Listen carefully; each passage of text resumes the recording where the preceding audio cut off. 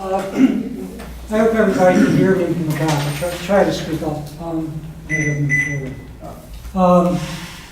First of all, I'm really happy and grateful to have this opportunity to speak about a common definition for macrobiotics. It's been something that's been on my mind for quite a while, and there couldn't be a better time. And I was also thinking, listening to everyone speak so far, that it really is a blessing for all of us to be together, to have so many people of like mind in the same room. And I realize we all have our differences and our own unique interpretations and expressions, but at the same time, our similarities are overwhelming and unique. So, first thing is just a little background, and I'm sure people know this. We have so much to offer in macrobiotics. We really have a uniqueness because of our philosophy. We have a sense of order and principle that I think is unique that can guide really all aspects of life. At the same time, this principle gives us a type of adaptability where we can adapt to any situation. So, for example, if you're vegan, you don't eat animal food. If you're vegetarian, you mainly avoid animal foods, but you might have some dairy or some egg. But it doesn't give you a kind of adaptability to any circumstance, depending on your health, your activity, your locality, your desires. So with this, we have a unique ability for adaptability. Then the other thing is our principles give us a way of creating connections to each other and really all of life, to nature, to activity, to environment.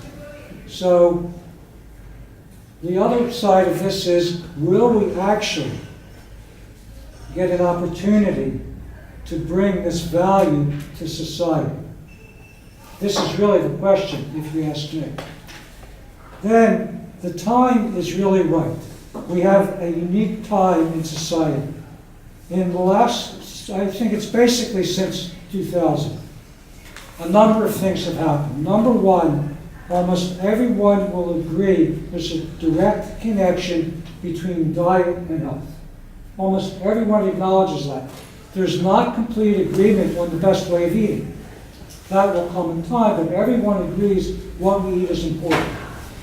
Second, almost everyone will agree there's a direct connection between food, agriculture, the environment, and climate. People are realizing more and more all the time the importance of diet and agriculture in climate change. Together with that, and I think it's especially since 2000, animal welfare has come to the forefront, much more than everyone before. It's a main topic. And the latest one to come into consciousness is that the planet is alive. It's not something that, the planet deserves the same care and love that we do, that animals do, etc.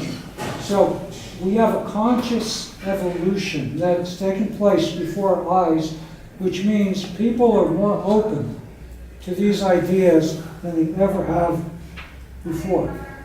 At the same time, people's health is declining rapidly. Physical health, emotional health, mental health, family health, social health, environmental health, planetary health, health on every level you can think of is declining rapidly. And it's a paradox because people's ability to understand these things, even though the need is greater, people's ability to understand these things is becoming more and more compromised. So this is basically the situation that we have now. And very interestingly, veganism is trending. Probably will be the top trend in 2018. And I don't know about in other places, most restaurants in America now have these symbols. V, vegan friendly, right? VG, vegetarian, gluten-free, but there's no MB in a circle yet. The most important one was really not there yet. Because all these things, people are open to these ideas, yet we don't have a voice yet. We don't have an expression, which is amazing. Okay. Now, the history behind this definition. Earlier in this year, I was talking with Norio Kishi, Michio's son. And he wanted to come to Philadelphia to do a seminar, and he's very much into the importance of language, of the power of words, of voicing things. And he made the comment that in France, where Georges Sala coined the word Macrobiotic, that everyone knows automatically it means great life. However, in America, and I don't know about elsewhere, no one knows what it means. It just endlessly confuses people. And if we want to move forward in the macrobiotic community, then we need a definition. He said he tried to get his father, Michio, to do that for many years, and Michio just wasn't interested. So when he said it, it kind of struck a chord. And I thought, this is something, because we've talked about this many times, I've thought about it, I've been in groups and seminars, in all these situations where we talked about a definition, but we never moved forward with it. Nothing really happened with it. And at the same time, around this time, I was writing an article on the evolution of macrobiotics. And Carl Ferre, the editor of Macrobiotics Today, and the president of GOMF, sent me an email of corrections.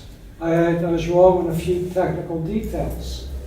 And so we started to talk, and then I mentioned to him, I'm thinking about picking up the idea of a macrobiotic, a common macrobiotic definition. Are you interested? And he jumped on it. He said, I'd love to work on it. So I put some ideas down on paper, we went back and forth for a while, and we created a definition, and also tenets, commonality, shared principles.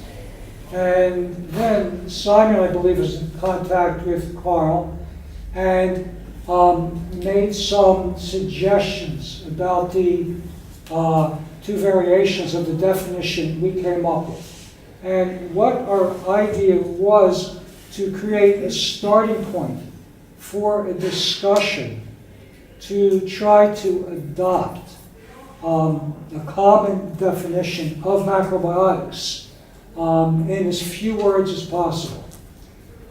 And in 2014, Carl published an issue of Macrobiotics Today where he compiled all the public dictionary definitions of macrobiotics and all of the macrobiotic definitions he could put together in one thing. Then I thought, well, I would go to Wikipedia, see what they had to say, because I had read it before. And it basically, I can't think of a better way to say it, it blew me out of the water. I mean, it was such a cleverly crafted attack on macrobiotics and everything we believe in and stand for. So it starts off with, if you haven't read it, it's really worthwhile checking. It's a reality check, you know, from time to time to read it. A macrobiotic diet is a fad diet fixed on ideas about types of food drawn from Zen Buddhism. And this is the highlight of it. I mean, it goes downhill from there. A fad diet. And the funny part is, this is the only way of eating that's not a fad. It's got a 10,000-year history at least, right? But, so it starts off just as a fad diet based on Zen Buddhism. And what's so clever about it is that there are grains of truth throughout it. Cleverly twisted. It is really well crafted, I must say. It's a bit of power. It still has power, because how many times when I'll speak for myself, when I want to look up something, I go to Wikipedia, at least as a starting place. So it still has an incredible credibility. So the damage that it does, how many people it deters from getting into macrobiotics, I can't imagine. Between the direct views and all the people that are quoting it and using it, you know, widely. So this is basically the situation. So this is Carl and I together came up with this definition and passed out.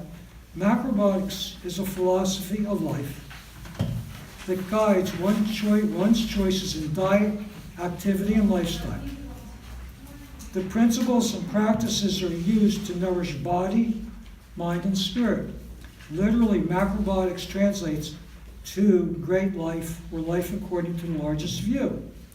The second one, I believe was suggested by Simon, changes one word: nourish body, mind, and emotions.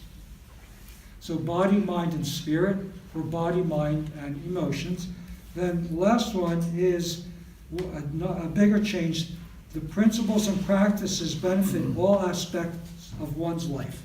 So what we wanted to suggest is that this is a starting point for a discussion. And what I would like to ask is, what we're looking for is a consensus to try out a definition for 1 year until next year's Macrobiotic conference, and to form a working committee. So before I came here, I asked Carl, would he be interested in working on this project further?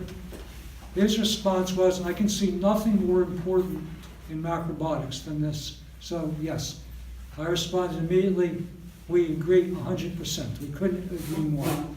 And I've spoken to Simon as being the basis of this committee, and if one or two other people wanted to join to create a working committee to get people's feedback and comments in the coming year, and also to work on what we call principles and commonalities, tenets. In other words, what are we about? Collectively, what are we really together? So one thing is a definition, then for next year, what are we about? So this is what I'd like to ask, if, whether you agree completely or not. I think is not the point. I think the point is it generally okay, right, with what we can come up with by the end, that we can agree generally this is a huge step forward that will get us out there, show that we are a community, we are a movement. And we have something that's so valuable that needs to be out now. Thank you very much.